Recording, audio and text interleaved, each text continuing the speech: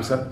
Social మీడియాలో నిన్న ఈరోజు వాట్సాప్కి భారీ షాక్ ఇచ్చిన కేంద్రం అంటూ కొంతమంది, కేంద్రానికి దిమ్మదిరిగా షాక్ ఇచ్చిన వాట్సాప్ అంటూ కొంతమంది.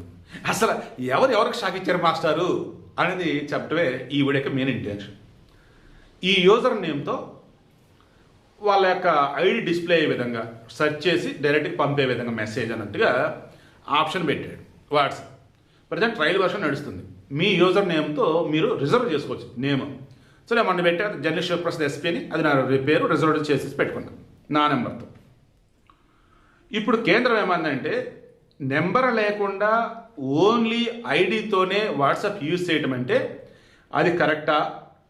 దెన్ టెలిగ్రామ్లో ఇలా బోల్డ్ అండ్ ఫ్రాడ్స్ జరుగుతూ ఉన్నాయి. ఎవడో ఒకడు అఫీషియల్గా ఉన్నటువంటి ఒక వ్యక్తికి సంబంధించినటువంటి పేరుతో ఒక ఐడి క్రియేట్ చేశాడు. దెన్ ఆటోమేటిక్గా ఐడి మీద ఎవరైనా సెర్చ్ చేస్తే వాళ్ళకే మెసేజ్లు వెళ్తాయి కదా. దెన్ వాడు ఆఫీస్ అన్నట్టుగానే ఫ్రాడ్ చేస్తాడు కదా అని అన్నారు. దెన్ మొబైల్ నెంబర్ లేకుండా అన్నప్పుడు ఎవడో పెడితే వాడు క్రియేట్ చేస్తాడు కదా, ఇది కూడా పెద్ద డేంజర్ కదా అన్నట్టు చెప్పాను.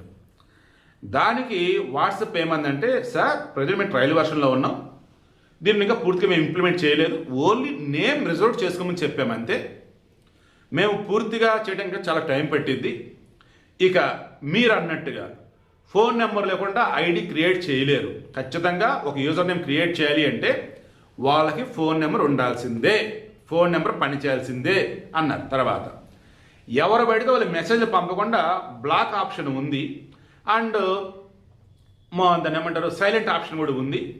సో ఇబ్బంది ఏమీ లేదు. ఒకవేళ పంపినా మీరు బ్లాక్ చేయొచ్చు, ఒకవేళ ఎవరైనా పంపాలని అనుకున్నా మీరు దానికి అలౌ చేసేస్తారా, లేకపోతే లేదు.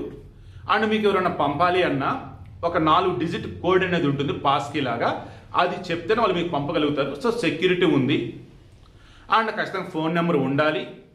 అండ్ అన్నిటికి మించి మీరు అడిగినటువంటి మెయిన్ కీలకమైన డౌట్ ఏంటి అంటే, ప్రభుత్వ అధికారులు, మంత్రులు, సెలబ్రిటీతో ఎవరైనా ఐడి క్రియేట్ చేస్తే అలా వాళ్ళ ఐడీలు క్రియేట్ చేయకుండా వారన్నీ కూడా మేము రిజర్వ్ చేసి మేమే పెట్టున్నాం, ఓ రకంగా అవి పక్కన పెట్టాం, అది ఎవరు తీసుకోలేరు అన్నాడు. అలా ఎలా అనుకుంటాడు? నిజం పాసిబుల్ అండి? చిరంజీవి సెలబ్రిటీ అండి, తర్వాత రీసెంట్గా ఎవరు అఖిల్ రాజన్ వచ్చున్నాడండి, దాన్ని ఆల్రెడీ డెలివరీ బాయ్ విషయంలో ఇది గొడవైందండి. సో అతను ఐడి మీద ఎవరో తీసేసుకున్నాడు అఖిల్ రాజ్ అని చెప్పేసి. ఇక ఇతను డెలివరీ బాయ్కి సంథింగ్ గొరాతి కొరకు ఏదో పోస్టో ఏదో సంథింగ్ ఏదో పెట్టాడు, లేదా ఇతను ఎవరో వీడియో పెడితేనో లేదంటే చాట్ చేస్తానో గొరాతి కొరకు అది మాట్లాడాడు వేరే అతను, దాని అంతా ఇతనే అనుకుంటారు కదా. సో పాసిబుల్ కాదు. కాబట్టి వాళ్ళ పేరుని మేము రిజర్వ్ చేసి పెట్టాం, అధికారులు, ప్రభుత్వం, అది అయ్యేది కాదులే. కానీ ముందైతే ఈ వాట్సాప్ సంబంధించి మొబైల్ నెంబర్తోనే ఉండిద్ది, మొబైల్ నెంబర్ పనిచేయాలి అన్నది ఒకటి ఆప్షన్ బాగానే ఉంది. ఓవరాల్ అయితే ప్రజెంట్ ట్రయల్ వర్షన్ అట.